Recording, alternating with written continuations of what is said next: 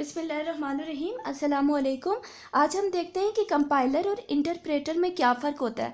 आपको पता है कि जब भी हम किसी प्रोग्रामिंग लैंग्वेज में प्रोग्राम लिखते हैं, मिसाल के तौर पर हम सी लैंग्वेज में लिखते हैं या C++ में लिखते हैं, तो वो सोर्स प्रोग्राम को सबसे पहले एग्जीक्यूट होने के लिए कंपाइल्ड होना पड़ता है। कंपाइल का क्या मतलब है कि हमारा जो कंप्यूटर होता है उसकी बाइनरी लैंग्वेज होती है, मतलब कि 0 और 1 की फॉर्म में मशीन लैंग्वेज होती है।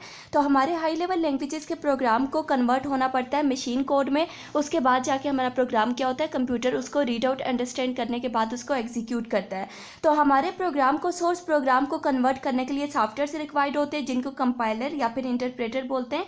कंपाइलर भी होता है और इंटरप्रेटर भी होता है। तो आज हम देखते हैं कि ये कंपाइलर और इंटरप्रेटर दोनों ही सोर्स प्रोग्राम को ऑब्जेक्ट प्रोग्राम में कन्वर्ट करने के लिए यूज़ होते हैं, लेकिन इन दोनों में डिफरेंस क्या है। तो कंपाइलर क्या होता है, कंपाइलर एक सॉफ्टवेयर होता है जो सोर्स प्रोग्राम को ऑब्जेक्ट प्रोग्राम में कन्वर्ट करता है। सोर्स प्रोग्राम जैसे कि हमने किसी भी लैंग्वेज में, सी लैंग्वेज में लिखा या किसी और लैंग्वेज में सोर्स प्रोग्राम लिख लिया। अब क्या हुआ कि ये सोर्स प्रोग्राम सबसे पहले कंपाइल हुआ, इस सॉफ्टवेयर ने कंपाइल किया इसको और कंपाइल करके इसको ऑब्जेक्ट प्रोग्राम में यानी कि मशीन लैंग्वेज में कन्वर्ट किया। मशीन लैंग्वेज में कन्वर्ट होने के बाद कंप्यूटर ने इसको अंडरस्टैंड किया और उसके बाद इसका रिक्वायर्ड जो स्पेसिफिक रिजल्ट था वो प्रोड्यूस किया। ये जो ट्रांसलेट, अब कंपाइलर क्या करता है, कंपाइलर इंटायर प्रोग्राम को सेम टाइम में रीड आउट करता है और उसके बाद उसको कन्वर्ट करता है ऑब्जेक्ट प्रोग्राम में। मिसाल के तौर पर हमने अगर 10 लाइंस की इंस्ट्रक्शन लिखी हैं तो वो 10 लाइंस की इंस्ट्रक्शन लिखने के बाद एंड पे कंपाइलर क्या करेगा, उस होल इंस्ट्रक्शन, होल प्रोग्राम को कन्वर्ट करेगा मशीन लैंग्वेज में।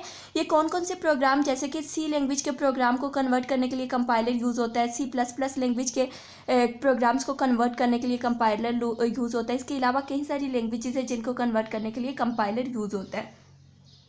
अब हम देखते हैं कि इंटरप्रेटर क्या होता है। इंटरप्रेटर क्या होता है कि ये भी हाई लेवल लैंग्वेजेस प्रोग्राम को मशीन लैंग्वेज में कन्वर्ट करता है। फॉर एग्जांपल, जब हम हाई लेवल लैंग्वेज में सोर्स प्रोग्राम लिखते हैं तो उस सोर्स प्रोग्राम को मशीन लैंग्वेज यानी कि ऑब्जेक्ट प्रोग्राम को कन्वर्ट करने के लिए इंटरप्रेटर यूज़ होता है।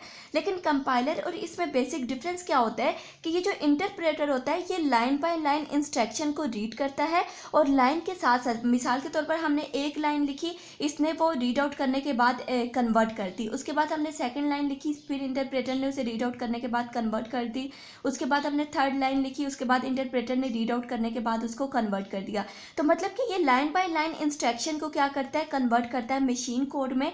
लेकिन कंपाइलर क्या करता है, कंपाइलर होल इंस्ट्रक्शन को एक ही टाइम में इंटायर प्रोग्राम को मशीन लैंग्वेज में कन्वर्ट कर देता है। अब कंपाइलर ने क्या किया कि होल इंस्ट्रक्शन को, होल प्रोग्राम को एक ही टाइम में मशीन लैंग्वेज में कन्वर्ट कर दिया। लेकिन इंटरप्रेटर ने क्या किया कि लाइन बाय लाइन इंस्ट्रक्शन को, इस इंस्ट्रक्शन को रीड किया फिर कन्वर्ट किया, फिर इस इंस्ट्रक्शन को रीड किया फिर कन्वर्ट किया, फिर इस इंस्ट्रक्शन को रीड किया फिर कन्वर्ट किया।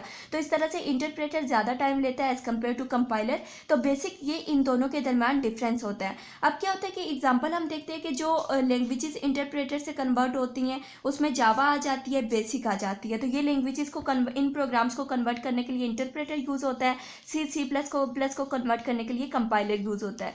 उम्मीद है कि आपको इन दोनों में, कंपाइलर और इंटरप्रेटर में, समझ आ गई होगी। अगर आपको ज़रा सा भी इस वीडियो से कोई फ़ायदा हुआ तो आप इस चैनल को सब्सक्राइब कर दीजिए और वीडियो को लाइक कर दीजिए ताकि नेक्स्ट लेक्चर आपको मिलते रहें।